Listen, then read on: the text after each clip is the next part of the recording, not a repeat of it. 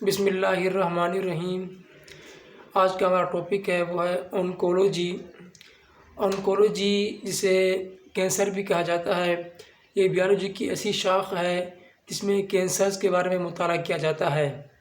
وہ ڈاکٹر یا وہ بندے جو آنکولوجی یعنی کہ کینسر کا علاج کرتے ہیں وہ آنکولوجسٹ کہلاتے ہیں۔ یہ کوئی بیماری نہیں ہے بلکہ یہ ایک اصطلاح ہے۔ کینسر ایک اصطلاح کا نام ہے جو سینکڑوں بیماریوں کے مجموعے کے لیے بولی جاتی ہے۔ بعض اوقات انسان کو ایک سے زیادہ بیماریاں ہوتی ہیں تو اسے کینسر کہتے ہیں۔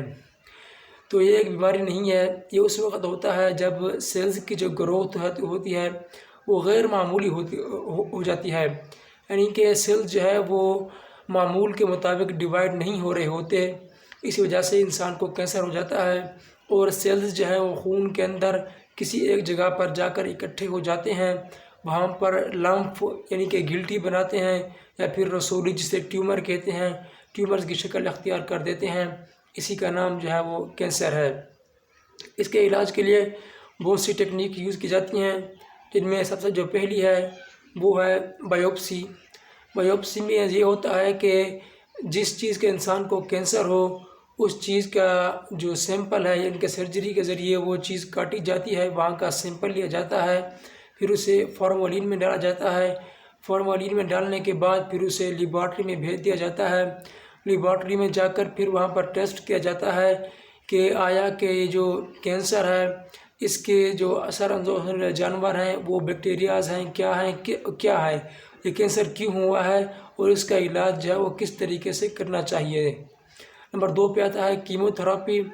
کیمو تھراپی میں کچھ میڈیسنز ہوتی ہیں جو وینز کے ذریعے انسان کے جسم میں داخل کی جاتی ہیں، یعنی کہ رگوں کے ذریعے، جیسا کہ انجیکشن ہو گئے، ڈرپس ہو گئی، انسان کو وہ لگائی جاتی ہیں۔ اس کے بعد آتا ہے ریڈیو تھراپی۔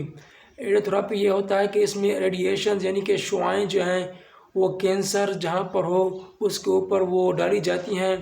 ان میں یہ ہوتا ہے کہ جو ریڈیشنز ہوتی ہیں وہ جو کینسر پر اثر اندوز ہونے والے بیکٹیریا یا جانور ہوتے ہیں جا کے ان کو مار دیتے ہیں۔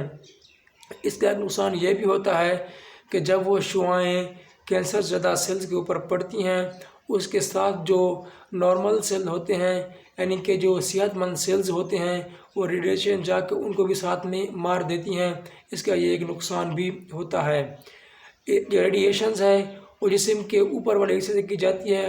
فرض کریں انسان کے گلے کے اوپر اگر کینسر ہے تو ریڈیشن جو ہے وہ گلے کے اوپر ڈالی جائیں گی، لیکن ایک ایسا علاج بھی ہے جسے ریڈیو ایکٹیو کہتے ہیں۔ اس میں یہ ہوتا ہے کہ جو ریڈیشنز ہوتی ہیں یہ میٹیریلز ہوتے ہیں، ان کو وینز کے ذریعے یا کسی ٹیکنیک کے ذریعے جسم کے اندر داخل کیا جاتا ہے، پھر وہاں جا کر اس کا علاج کیا جاتا ہے۔ اس کے علاوہ ایک اور اہم علاج ہے وہ ہے ہارمون تھراپی۔ ہارمون تھراپی میں یہ ہوتا ہے کہ انسان کا جو ہارمون پیدا کرنے والے آرگنز ہیں، جیسا کہ انسان کا دماغ بھی ایک ہارمون پیدا کرتا ہے جسے آکسیٹوسن کہتے ہیں۔ آکسیٹوسن ہارمون دماغ اس وقت ریلیز کرتا ہے جب فرض کرے انسان جو ہے وہ ہومو سیکسول کرتا ہے، یعنی کہ بیوی کے ساتھ سیکس کرتا ہے یا کسی کے ساتھ بھی سیکس کرتا ہے۔ سیکس کرنے کے بعد انسان کو تھکاوٹ محسوس ہوتی ہے، کمزوری سی محسوس ہوتی ہے اور تھوڑا سا غشی طاری ہو جاتا ہے، اسے ہلکی سی نیند آنے لگتی ہے۔ یہ اس وقت ہوتا ہے جب انسان سیکس کرتا ہے اور اس کے بعد دماغ جو ہے وہ آکسیٹوسن ہارمون خارج کر لیتا ہے۔ اور کچھ لوگ کہتے ہیں کہ جی سیکس کرنے کے بعد انسان کو کمزوری ہو گئی ہے، کمزوری کی وجہ سے انسان کو تھکاوٹ محسوس ہوتی ہے اور نیند آنے لگتی ہے۔ ایسا بالکل نہیں ہوتا۔ فرض کریں ایک شخص جو ہے وہ دوڑ لگاتا ہے، واک کرتا ہے، وہ پھر کافی دور بھاگنے کے بعد پھر تھک جاتا ہے، پھر وہاں پر وہ جا کے ریسٹ کرتا ہے، سکون کرتا ہے۔ اب اس کا مطلب یہ تو نہیں ہے کہ اس نے سیکس کیا اس لیے تھک گیا، بلکہ اس نے تو واک کیا تھا۔ اسی طرح جب انسان سیکس کرتا ہے تو دماغ آکسیٹوسن ہارمون خارج کرتا ہے جس سے اس کے پورے جسم میں جو ہے وہ تھکاوٹ محسوس ہوتی ہے اور اسے ریلیکس کرنے کی جو ہے وہ ضرورت پیش آتی ہے اور انسان جو ہے وہ سونا پسند کرتا ہے، اس لیے وہ نیند کر جاتا ہے۔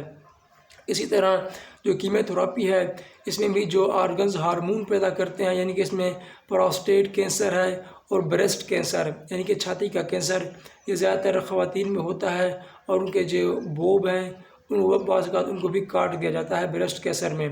اور کیموتھراپی میں یہ ہوتا ہے کہ جو ہارمونز پیدا کرتے ہیں یا تو ان آرگنز کو نکال دیا جاتا ہے یا پھر ہارمونز کی جو پروڈکشن ہے، ہارمون جو پروڈیوس ہو رہے ہوتے ہیں ان ہارمونز کو جو ہے وہ روک دیا جاتا ہے تاکہ کینسرز کے جو سیلز ہیں ان کی مزید ڈویژن نہ ہو سکے اور یہ پورے جسم میں نہ پھیل سکیں۔